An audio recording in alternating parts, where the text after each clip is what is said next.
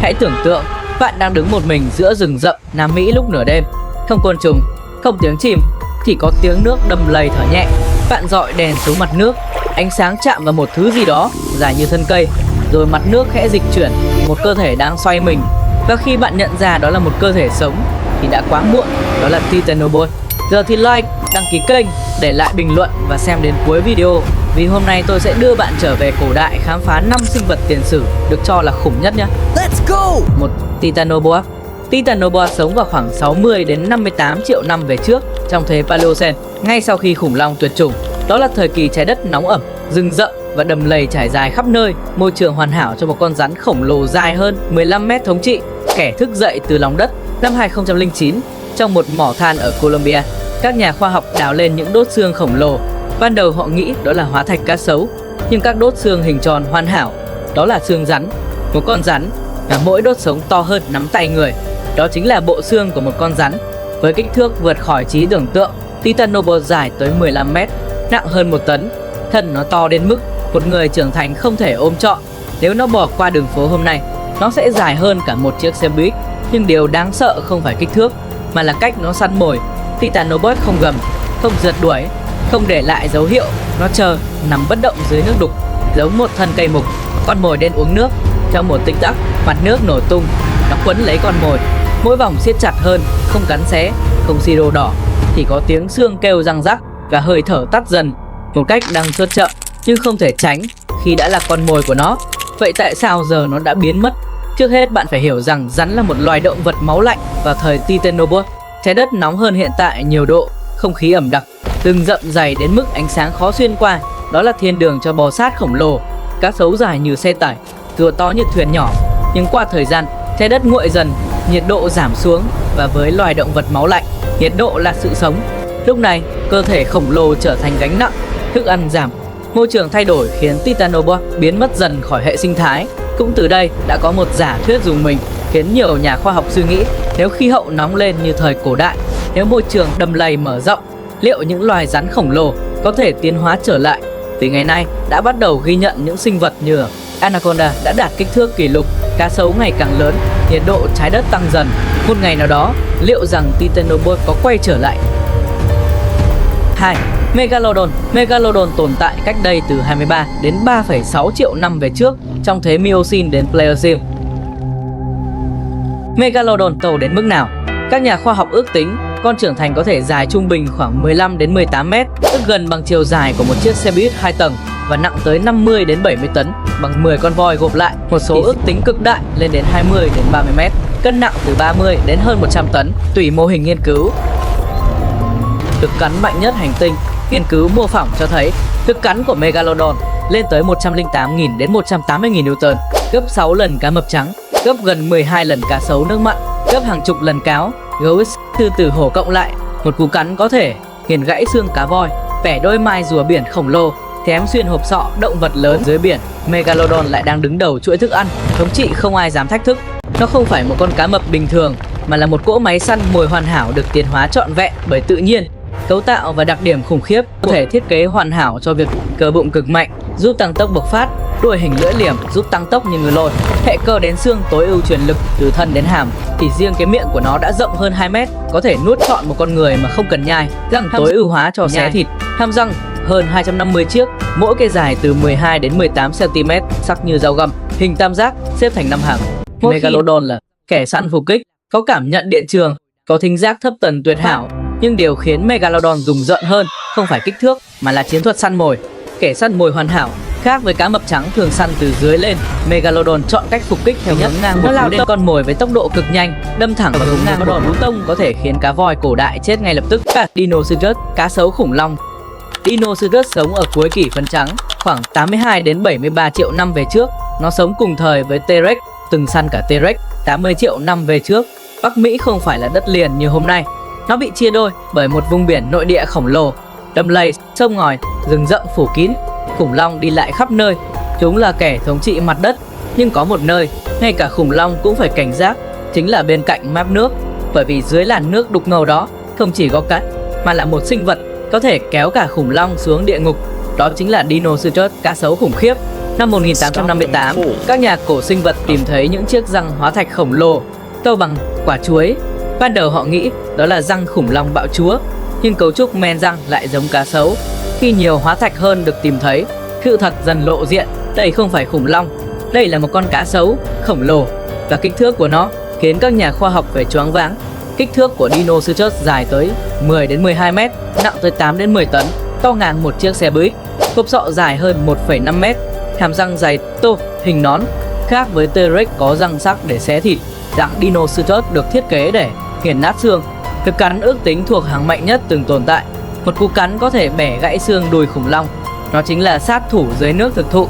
Dinosuchus không rượt đuổi, nó không cần, nó là bậc thầy phục kích, nằm im hàng giờ dưới nước chỉ để lộ mắt và mũi, giống một khúc gỗ trôi.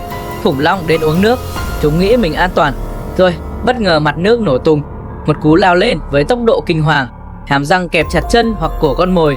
Sau đó là tuyệt kỹ quen thuộc của cá sấu, cú xoay tử thần, xoay mạnh để xé thịt, gãy xương, làm con mồi mất phương hướng. Khi con mồi đuối sức, nó kéo xuống nước, không tiếng gầm, chỉ có bọt nước và sự im lặng.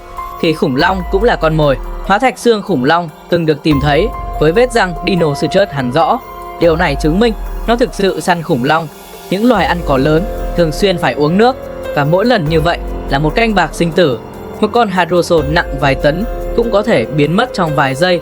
Thế giới của Dinosuchus thời đó đầm lầy trải dài khắp nơi, khí hậu ấm, thức ăn dồi dào. Dinosuchus có thể sống hàng chục năm. Nó to lớn đến mức có thể chiếm cả một khúc sông.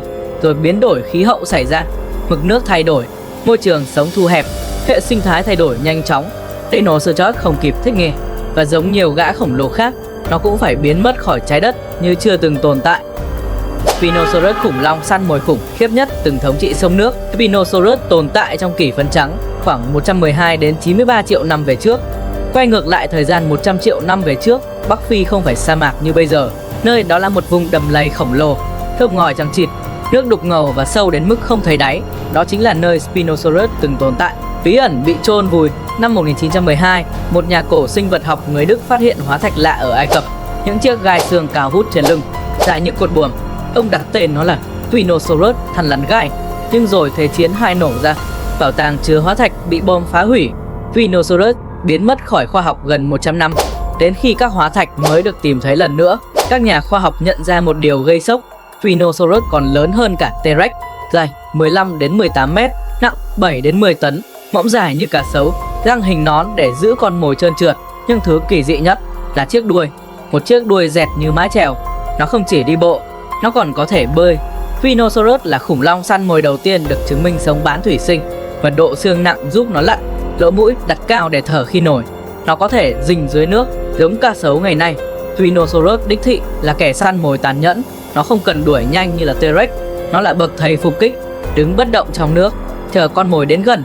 Một cú ngoạm, răng xuyên qua thịt, con mồi chỉ có thể vùng vẫy trong tuyệt vọng. Một số nhà khoa học tin rằng nó còn săn cả cá mập cổ đại.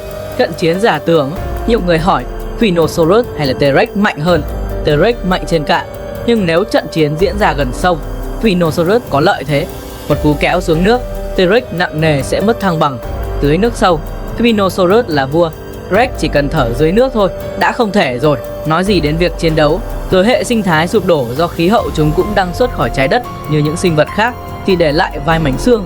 Năm mém Megalodon, sát thủ răng kiếm thời băng hà. Megalodon hổ răng kiếm sống ở thời kỷ băng hà, từ 2,5 triệu năm trước đến khoảng 10.000 năm về trước. Hãy tưởng tượng bạn đang sống cách đây 12.000 năm, chỉ có gió lạnh quét qua thảo nguyên băng giá và những đàn thú khổng lồ lang thang trong sương mù. Bạn không phải kẻ săn mồi, bạn là con mồi. Trong màn sương có một đôi mắt đang nhìn bạn, và khi nó xuất hiện, hai chiếc răng dài như dao găm phản chiếu ánh trăng. Đó là Megalodon, hổ răng kiếm, một trong những sát thủ đáng sợ nhất lịch sử. Không phải hổ, cũng không phải mèo, dù thường gọi là hổ răng kiếm. Megalodon không phải hổ, nó thuộc họ mèo cổ đại, nhưng là một nhánh hoàn toàn khác, đã tuyệt chủng. Megalodon sống ở châu Mỹ khoảng 2,5 triệu đến 10.000 năm trước, tức là con người nguyên thủy cũng từng chạm trán với nó. Và Megalodon nặng 200 đến 300 kg, thân hình vạm vỡ, vãi trước cực kỳ khỏe, thân trước to như lực sĩ. Nhưng thứ khiến nó nổi tiếng là cặp răng nanh dài tới 20 cm, dài hơn cả bàn tay người, nhìn như vũ khí sinh ra để tiêu diệt đối thủ. Megalodon săn mồi không rượt đuổi giống như sư tử, không cắn cổ xiết như hổ. Nó là kẻ phục kích, nấp sau bụi cây trong tuyết hoặc sau những tảng đá. Khi con mồi đến gần, nó lao ra bằng sức mạnh khủng khiếp từ chân trước, đè con mồi xuống đất, rồi cắm hai răng nanh vào cổ hoặc bụng mềm, không nghiền nát xương, không nhai, chỉ rạch sâu, làm đứt mạch máu lớn, khiến con mồi ra đi vì mất siro. Smilodon không săn nai nhỏ, thứ nó nhắm tới là voi rừng cổ đại, lạc đà tiền sử, ngựa hoang, thậm chí voi mammoth con. Nó là sát thủ của những con mồi to lớn, thậm chí chúng còn săn theo bầy đàn giống sư tử ngày nay. Một điều thú vị là não Smilodon nhỏ hơn mèo lớn hiện đại nhưng không hề ngu ngốc. Nó có thể phục kích, tính toán thời điểm, dùng sức mạnh thay vì tốc độ vô cùng hiệu quả. Ở Los Angeles ngày nay, có một nơi gọi là hố nhựa đường La Brea. Hàng ngàn hóa thạch Smilodon được tìm thấy ở đó. Điều kỳ lạ là rất nhiều con bị mắc kẹt cùng một chỗ, mà tất cả giả thuyết vẫn còn là bí ẩn. Rồi khoảng 10.000 năm trước, kỳ băng hà kết thúc, chuỗi thức ăn thay đổi, nó cũng không thể tránh được cái kết tuyệt chủng. Vậy trước khi có con người, trái đất từng thuộc về những kẻ săn mồi khổng lồ, Megalodon thống trị đại dương, Titanoboa làm chủ đầm lầy, Dinosaurus chờ đợi dưới mặt nước, Spinosaurus săn mồi giữa sông sâu, và Smilodon rình rập trong băng giá. Mỗi nơi trên hành tinh này từng là lãnh địa của một cơn ác mộng. Biết đâu một ngày nào đó trong tương lai xa, khi con người chỉ còn là hóa thạch, một sinh vật khác sẽ nhìn vào xương cốt chúng ta và gọi chúng ta là những quái vật cổ đại từng thống trị trái đất. Like nếu bạn thích những câu chuyện về sinh vật khổng lồ và thế giới cổ đại, và subscribe để không bỏ lỡ những bí ẩn tiếp theo nhé. Vì lịch sử trái đất còn nhiều thứ đáng sợ hơn chúng ta tưởng rất nhiều.